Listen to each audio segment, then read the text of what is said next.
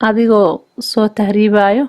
soo galaayo dalaadan lahayn dalkaaga kasoo haajiray haddii dib lagu celiyo ma ahan maxay ahayd wax laga xumaado waa wax laga xishoodo. hadda maxay ahayd bishaanay ugu dambeysay dad tahriibayaal ah la celiyay oon maqlay dad lahaan arkay maxay ahayd uga xunahay waa wax laga xumaado si xun loo galay wax si xun loo gala ma lahan wax laga xumaadana ma aha waa wax laga xishoodo. marka Soomaali hadana waa in sidaa la isu dhaamo. bismillaah assalaamu calaykum waraxmatullaahi wabarakaatuh. waa Cafiifa iyo mar kale channelkeena Cafiifa Channel. kusoo dhawaada dhamaantiin walaaladii waa idin salaamay meel walba aad joogtaan. jimco mubaarak, jimco kariim. ilaahay maalinta jimcada khayrkeeda iyo fadligeeda hana waafajiyo dhammaanteen. ilaahayna inteena xanuunsan ha caafiyo, inta dhimatay ilaahay ha u naxariisto, inta dhibaatooyinka la haystaan ilaahay ka dulqaado. guud ahaan ummadda islaamka ilaahay ha u naxariisto, gaar ahaan ummadeena Soomaaliyeed ilaahay ha u naxariisto. ilaahayna kuwa wanaaga iyo khayrka ka shaqeeya ka dhigo. ilaahayna hanaga dhigo ummad maxay ahaydeen nabadda iyo wanaaga iyo dowladnimada iyo dadnimada dareento kana shaqeysa. ilaahay hanaga dhigo dhammaanteen Soomaali meel walba ay joogaan. waa barnaamijkeena talo iyo tusaale oo maalin walba jimcaha idinkugu soo gudbin jiray Cafiifa Channel. maanta maxay ahayd waxaan kusoo qaadanayaa wadaninimada iyo maxay ahayd sida ugu fiican iyo maxay ahayd sida aan hadda nahay annaga oo wadankeena rabin dowlad aateena oo noo hagaagtana aan rabin rabna kaliya inaan iska soconno iska safarno wadan dad leeyahay kaliya ku xisaabtano inaan ku sii soconno. marka waxaasna wax wanaagsan ma ahan. markii dhibaato ku soo qabatay oo maxay ahayd ilaahay qadaray oo maxay ahayd fakatay hore la soo wada fakaday la soo wada galay waaba la arkay laakiin in laga dhigto maxay ahayd wax caado ah wax la joogteystay wax maxay ahayd midkii waxoogaa soo garaadsada uu ku soo indha taagu yiraahdo anigana waa inaan baxaa waa inaan sii socdaa. dadkaas horta ma ahin badal laga sugo inuu dal u hagaago waayo waxaana dad ayaga dhanba tahriibayo dalkooda aan rabin. kii maxay ahayd waagi hore oo maxay ahayd ugu horeysa soo galay wadamadan kii hadda shalay yimaado isku siyaa loo shaqeynayaa. mid qof rabo ma lahan dowladnimada inuu maxay ahayd muujiyo inay fiican tahay. maxay ahayd kii soo hor tahriibay oo wadamadan soo galay oo wadam nidaam la soo galay oo dowladnimada arkay waxay tahay waxba lagama faa'iidin. asaga ugu dhib badan asaga ugu qas badan hadduusan wadanka joogin afkiisa uga qayb qaataa dowlad la'aan inay dhacdo. in maxay ahayd mar walba wax la dhaliilo in mar walba wax la maxay ahayd waxba kama jiraan la dhaho oo dowladda afka maxay ahayd lagu burburiyo oo looga qayb qaato. marka dad waxaan u joogaba intaas oo marna rabin buu wadankooda inuu hagaago ama dowlad ka dhalato ama marba wanaag lagu sheega rabin. marka wax laga faa'iido ma lahan boqorbihi la yimiday waxaa la rabaa meesha timaadayna waayo aragnimo iyo wixii aad aragtay iyo wixii wanaagsan inaad ka qaadato. laakiin dad aan intaas barabin hadan raba kaliya inay ku soo socdaan wadan dad leeyahay oo maxay dadka habeestay oo maxay sharcigooda u hoggaansamay. marka anaga waxaan ummad kaliya rabto inay socoto safarto dalkeediba aan rajo kala haynin sidaas aan u muuqanaa. marka waxaa la rabaa qofka haduu maxay qof damiir leeyahay qof maskaxdiisu juusta ay tahay meel walba uu tago inuu mar walba wadankiisa ku taamo oo maxay xisaabta ugu jirto inuusan dalkan asaga lahayn in maxay ahayd bari kamaan laga celin karo inuu isla haysiye ma ahan. waa inaan maxay ahayd dalaadan lahayn dareen ku joog waa hor loo yiri waa inaan dareenkaas lagu joogo waa inaan maxay ahayd adka mar walba ka tabaabashaysan tahay oo wadankaaga maxay ahayd niyada kuugu jiro inaan maxay ahayd mar ku noqon doontid adoo wanaagna uga qayb qaadan doontid adoo meeshaad joogto. marka intaas naga maqan. marka waxaan ilaahay ka baryaa inuu ilaahay naga dhigo maxay dad dowladnimada garto iyo waxa ay tahay. dadka aan arkay oo maxay ahayd waxaan arkay dad dowladnimo maxay ahayd wax ku soo baranay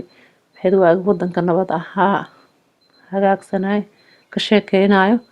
ayagoo wanaag uga sheekeynayo shalay oo dowladeena hore oo waagi hore aan lahayn amaanayo. haddana waxaad arkaysaa asigoo maxay ay ula soo fariistay tii waagaa jirtay inta nasiib ku soo gaartay ku soo gaartay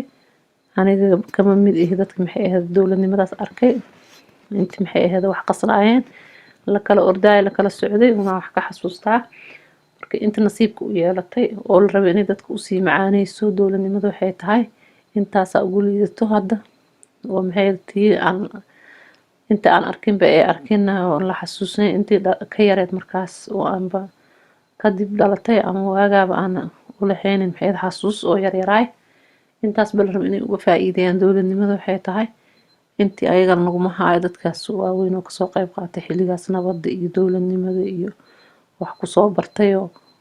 waxba lagama faa'iidin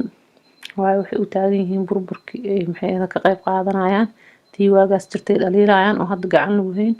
tii hadda la isu keenay dhaliilayaan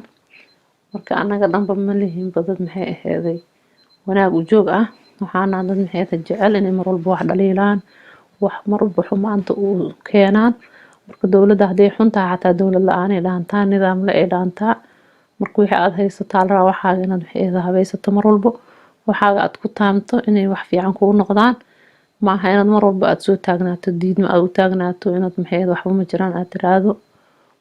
Soomaali waxaan ka rajeynayaa in Ilaahay ka dhigo dad dowladnimada iyo dal jaceylka iyo wadaninimada ay ku beeran tahay in Ilaahay ka dhigo wadamada hadii ay imaan xitaa oon aragna dowladnimadooda oo aragna nidaamkooda uma hoggaansamayno waxaan nahay dad ayaga dhanba u joog ah maxay ahayd shar u joog oo deganeen maskaxiyan aan u deganeenin nidaamka wadamada yimid xataa aan la qabsanaynin waxaad arkay meel walba oo maxay haday noqoto inay wadankay joogeen magaaladii meelihii maxay ahayd banaanada ahaa tusaalada idin siiyo la habeestay la qurxiyay waxaad arkaysaa meel maxay lagu beeray coos quruxsan oo la rabo wadooyinka dhinacankooda ah oo dadkaas ay u talagaleen meesha bilic yeelato qurux yeelato meeshii kale waxaad arkaysaa dad kormaraay maxaa kormaraay markaa tiraahdo oo maxay cooskan la habeeyay oo aad u jeedo xitaa la jaray oo xabad kale ka dheer jirin oo qurux loogu talagalay wada dhinaciisa ah oo wax qashin oolin oo wax ku duraayo oolin xitaa daakaba la'aan marto meesha nadiifka adiga u jeedo oo loogu talagalay inuu socdo maxaa ku dul marinaya meesha cooskan la habeeyay la jaray la qurxiyay maxaa iga galaad guleeya wal iska kor soconaya marka wadanka la yimid xitaa lama oga nidaamkiisa lama oga quruxdiisa lama ilaalinayo marka dad la soo dhaweysan kara xitaa ma nihin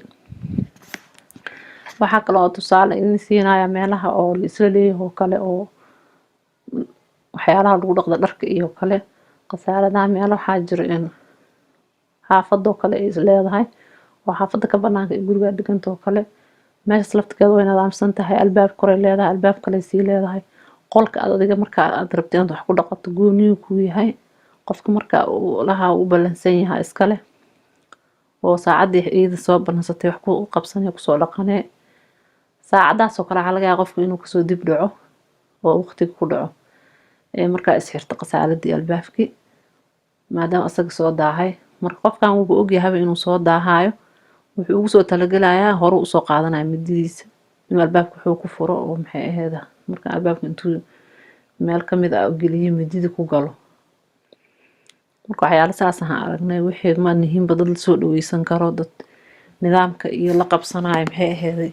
wixii wanaagsan ma nihiin anaga dhanba waxa wanaagsan in Soomaali hadaan nahay waxa wanaagsan in ayna dhibayaan aad u maleysaa dadka marka aragta hab dhaqankooda iyo sida ay ku dhaqmayaan marka qofkan ugu talagal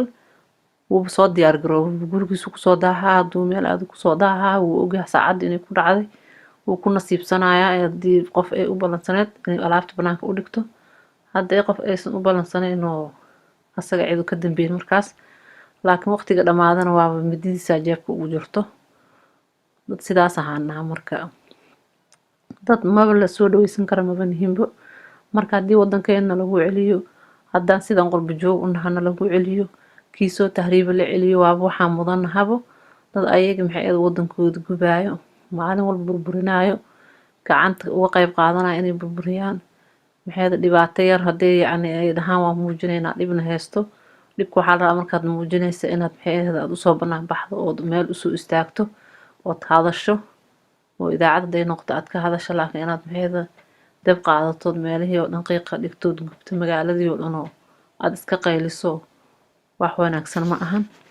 marka waxa Ilaahay ka baryaa Soomaali haday noqoto kuwa wadanka jooga haday noqoto qurbo joog inaan noqono dad wadankooda jecel kuna kalsoon